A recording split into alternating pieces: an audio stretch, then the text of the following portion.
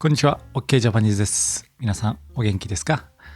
このポッドキャストは友達が話しているようなポッドキャスト、中級ぐらいのリスニングにぴったりのポッドキャストです。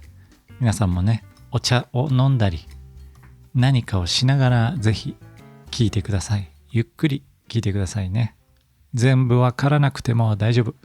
初心者の人はわからなくても大丈夫です。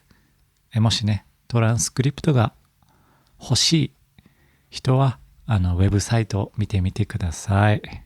今日ね、ちょっと心が温かいことがありました。心温まるエピソードがね、ありましたけども、僕は今日はね、蕎麦を食べに行ったんです。もう近くの安い蕎麦屋さん。みんなもね、日本に来たら行ったことがあるかもしれません。いろいろありますよね。500円で食べられる蕎麦。安くて早くてうまい。そんなね、蕎麦がありますが、僕はいつもそこでね、食べている。僕は東京に住んでいますから、人がたくさんいます。で、東京のお店は店員さん、お店の人とあんまり会話はしないです。その蕎麦屋。チェーン店の蕎麦屋はね、あまり会話はしません。もちろんお店の人がいらっしゃいませ。温かい蕎麦ですね。お待ちください。で、僕たちは待つ。できたら、天ぷらそばお待ちのお客様、天ぷらそばできましたって言ってね、僕たちは取りに行く。ありがとうございます。それぐらいです。会話はね、ほとんど話さない。だけどね、僕がそばを食べていたら、ある一人のおじいさんが入ってきました。ビゴンビゴンビゴン。いやもう何か喋ってるな。何か喋ってる人がいるなと思いました。でもそんなに気にせず僕はそばを食べていたんですけど、これお願いしますってね、もう大きな声でチケットを買ってそれをね出しに行ったんです。お店の人にこれお願いします。これだけですいません。こんな少なくてすみません。お願いします。でもね、このそばがあるから家に帰れます。これがなかったらお腹が減って家に帰れませんよ。ありがとうございます。ってね、話して大きな声でお店にみんな聞こえました。お店のみんなが聞こえる声でね、話して、元気な人がいるなと僕は思いました。その人は70歳ぐらいかな。ニット帽をかぶって帽子をかぶって長靴を履いて、でジャケットというか、ちょっと作業のような服を着て、畑作業かな。畑をしたり農作業をしてるのかな。あまりここにはいないような人、この町にあまりいないような服装で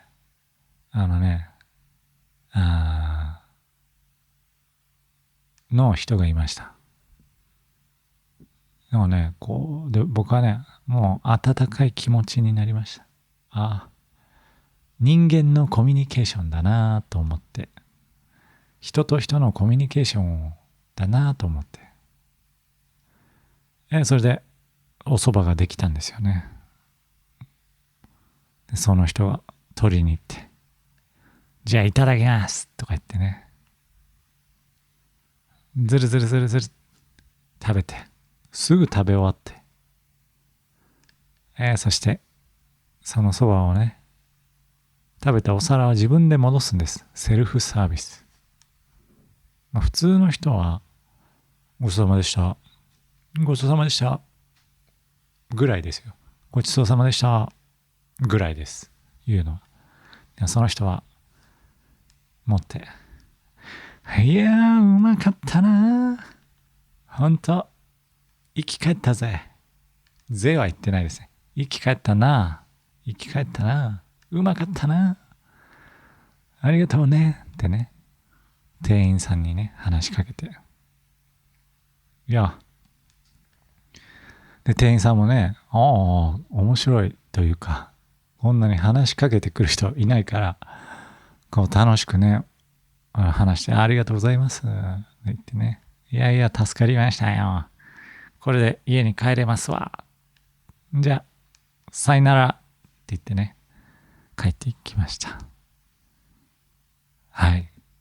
いやー、いいものを見れました。今日もいいものを見れましたよ。はい。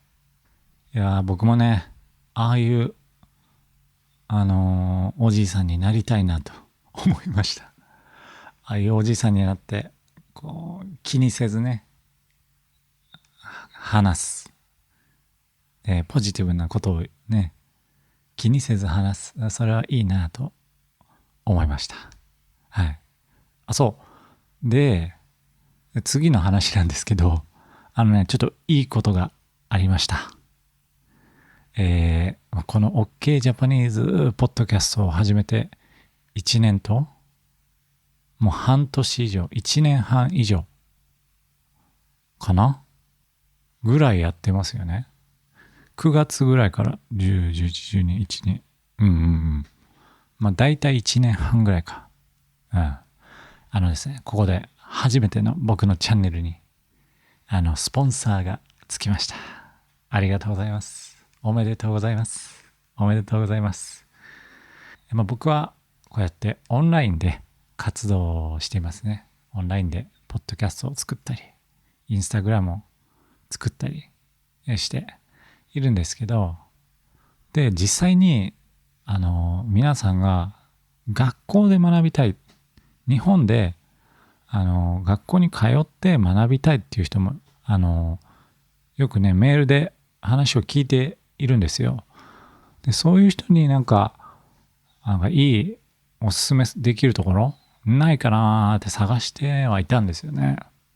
なかなか見つかってなかったんですけど、最近ですね、とてもいいところに出会いまして、でその人がね、 OK さんちょっと僕たちと一緒にスポンサーとしてやりませんかということでねお話をいただきまして、それで僕もねその人たちのことをね調べて、でお話をね聞いて直接話して、とってもね素敵な方、そしてなんか信頼できるなと思ったんですね。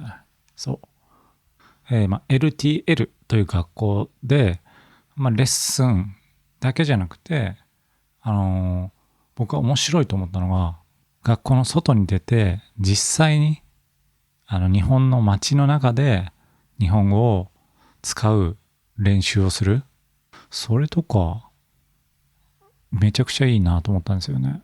僕が英語勉強してる時とかあったらよかったなと本当に思ったというところです。はい。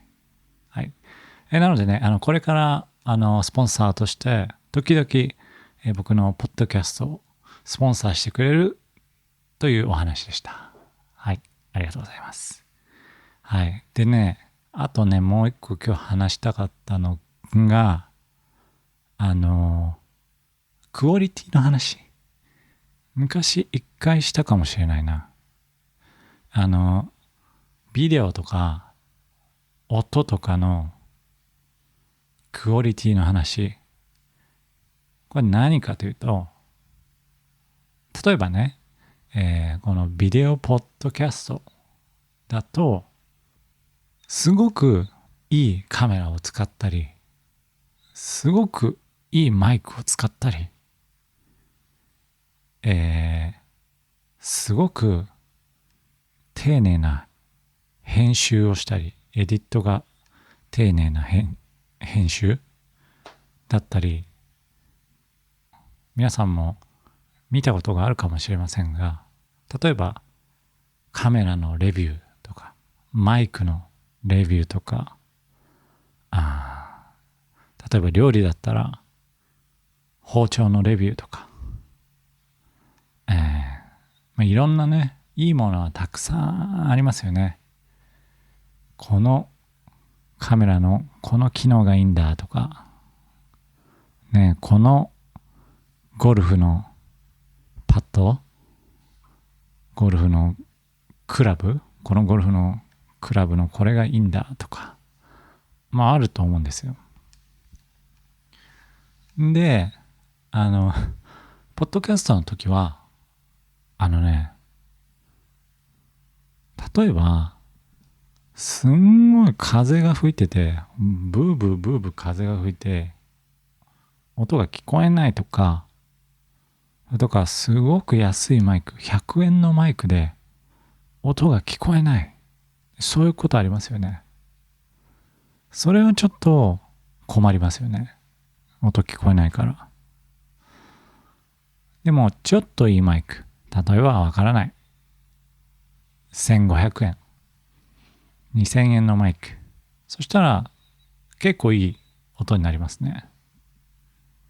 で、1万円のマイク。そしたら、結構かなりいい音になりますね。でも、100万円のマイク。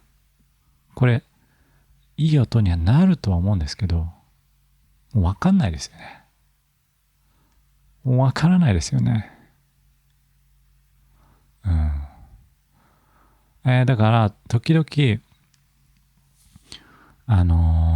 そんないいものを使っても意味がないよという人もいると思うんです。そんないいカメラじゃなくてもいいよとかね。それはありますね。はい、そういうことはあります。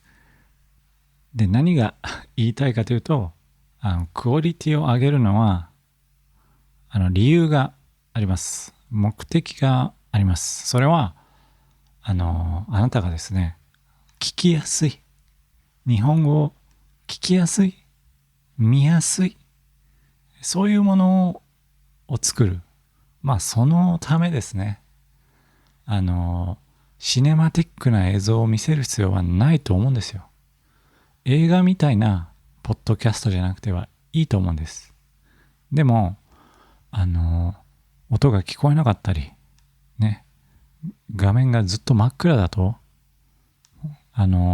日本語に集中できないですよね。日本語を聞きたいのになんか音が聞こえないとか、それは困っちゃう。だから、そこをね、どれぐらい日本語を聞きやすくするか。そこに、大事な点を置いて、います。僕はね。はい。なので、カメラのクオリティの話とか、マイクの話もね、そのためにやってるということをね、忘れずにやりたいなと思っております。で、それって話し方にも当てはまりますよね。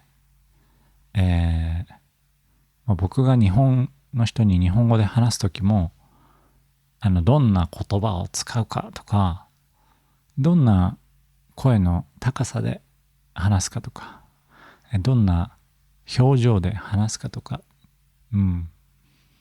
それはどんなことを伝えたいかによって変える必要がありますよね。